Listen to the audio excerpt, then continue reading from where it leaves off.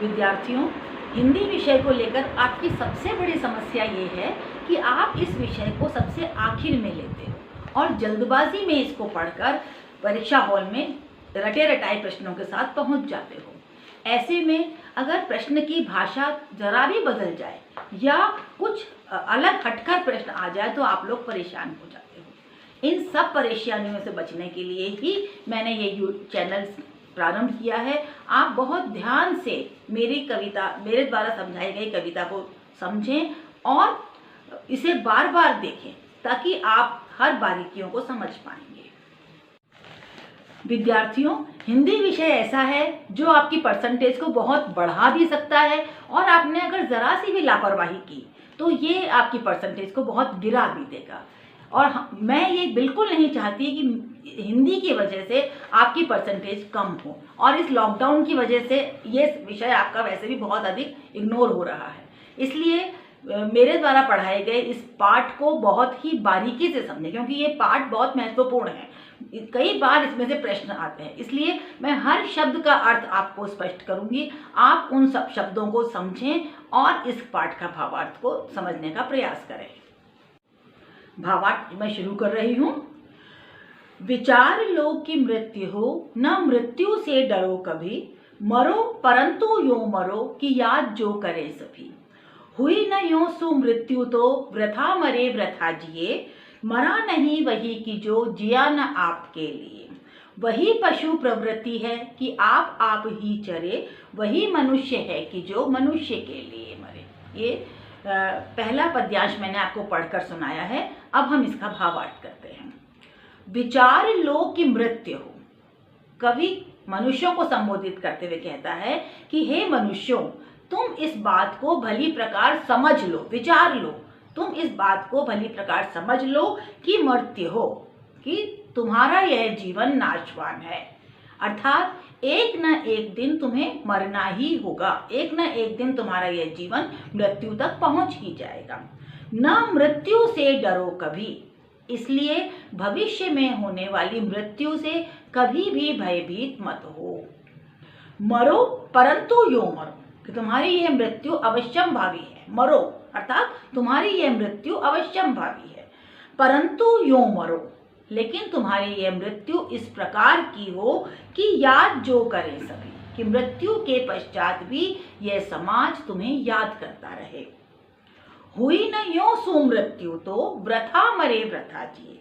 हुई न यो सु मृत्यु, कि यदि इस प्रकार की श्रेष्ठ मृत्यु तुम्हें प्राप्त नहीं हुई है तो वृथा मरे, वृथा अर्थात व्यर्थ नहीं, तो तुम्हारा मरना भी व्यर्थ है, वृथा जिए और इस संसार में जीवित रहना भी व्यर्थ है। कवि कहते हैं कि इस प्रकार की श्रेष्ठ मृत्यु यदि आपको प्राप्त नहीं हुई है तो तुम्हारा मरना भी व्यर्थ है और इस संसार में जीवित रहना भी व्यर्थ है। मरा नहीं वही कि जो जिया न आपके लिए।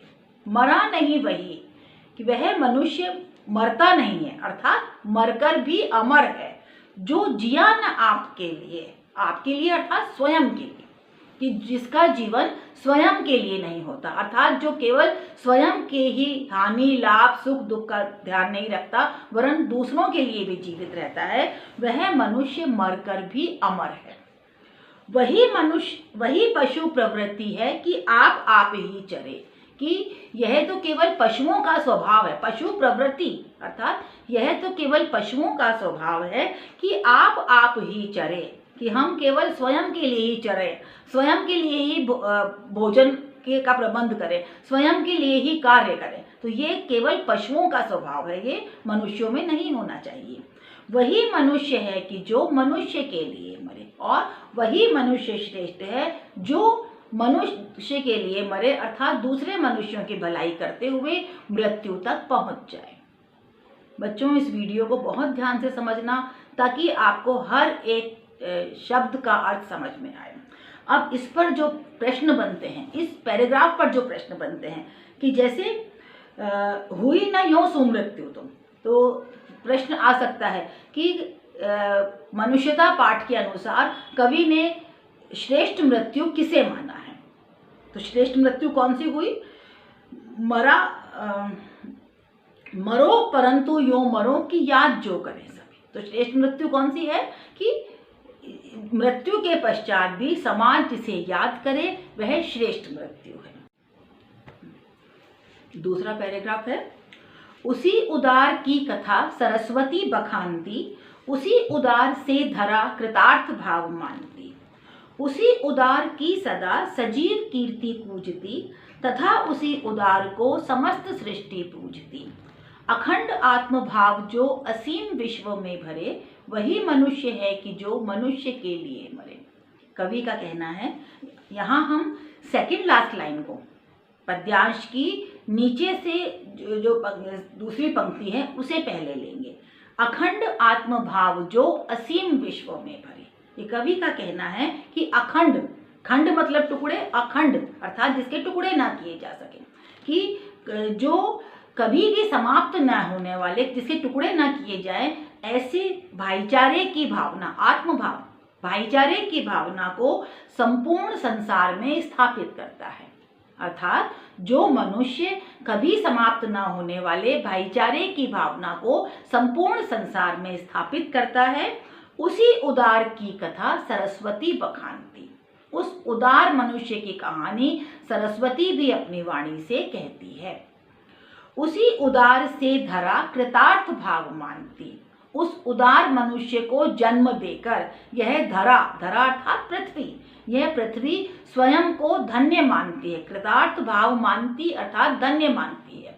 ऐसे उदार मनुष्य को जन्म देकर यह पृथ्वी स्वयं को धन्य मानती है। उसी उदार की सदा सजीव कीर्ति पूजती। उस उदार मनुष्य का यश, कीर्ति अर्थात यश हमेशा संपूर्ण संसार में फैला रहता है। तथा उसी उदार को समस्त सृष्टि पूजती। तथा उस उदार मनुष्य का सम्मान संपूर्ण संसार करता है। उस उदार मनुष्य का आदर, पूजना अर्थात आदर करना, सम्मान करना, उस उदार मनुष्य का आदर संपूर्ण संसार करता है। अब इस सेकंड लास्ट लाइन का भावार्थ हम पहले कर चुके हैं, इसलिए अब हम अंतिम पंक्ति पर आते हैं।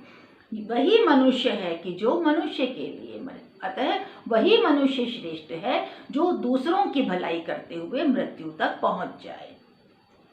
यहाँ पर एक प्रश्न आता है कि कवि उदार मनुष्य किसे मानते हैं। तो इसके लिए ये लाइन है, अखंड आत्मभाव जो असीम विश्व में भरे। उदार मनुष्य कौन सा हुआ?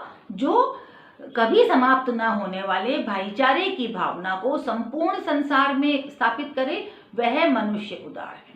और उस उदार मनुष्य का वर्णन कौन कौन करता है, तो उसमें हम पहले से लेकर चौथी लाइन तक का भावार्थ कर देंगे। अगला पैराग्राफ है, क्षुधार्थ रंती देव ने दिया करस्थ थाल भी, तथा दधीची ने दिया परार्थ अस्थि जाल भी। उशीनर क्षितीश ने स्वमास दान भी किया, सहर्ष वीर कर्ण ने शरीर चर्म भी दिया। अनित्य देह के लिए अनादि जीव क्या डरे, वही मनुष्य है कि जो मनुष्य के लिए मरे।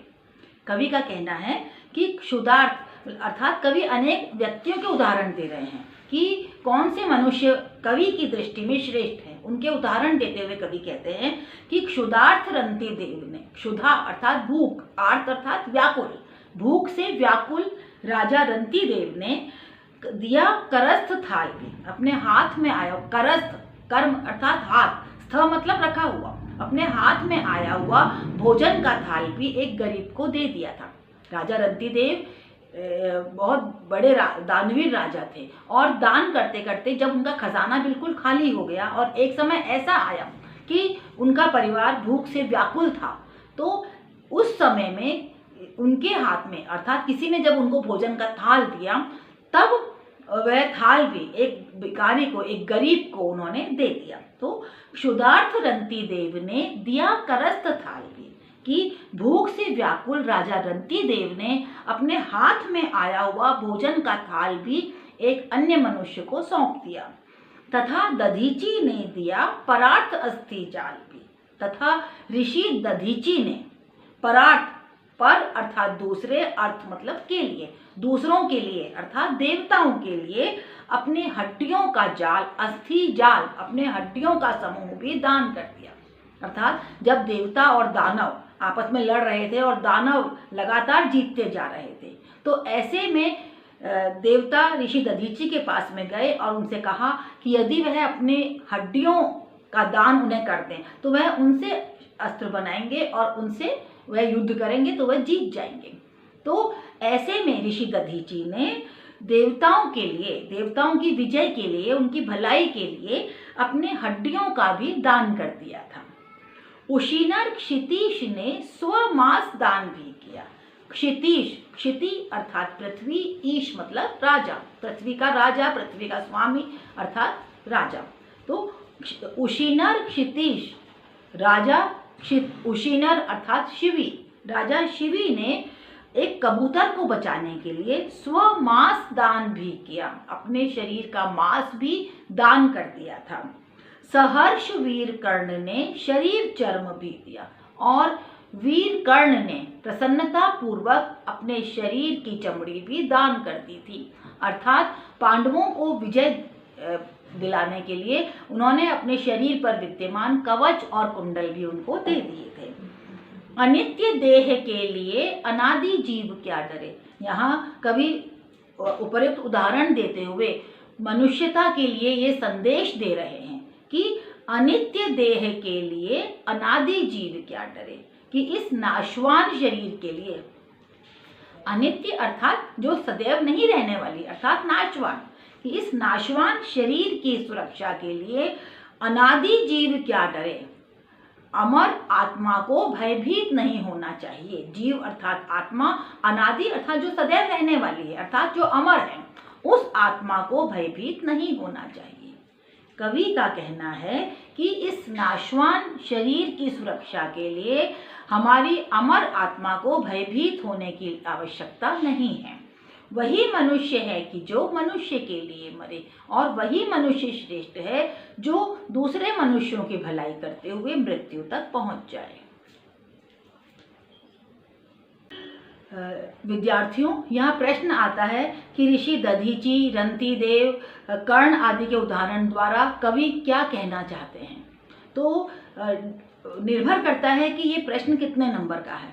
अगर ये 1 नंबर का प्रश्न आपकी क्वेश्चन पेपर पर है तो आप लिखेंगे कि इन महापुरुषों के उदाहरण द्वारा कवि हम मानवता को ये संदेश देना चाहते हैं कि आत्मा अमर है और हमारा यह शरीर नाशवान है, अतः हमारी अमर आत्मा को इस नाशवान शरीर की सुरक्षा के लिए भयभीत होने की आवश्यकता नहीं है।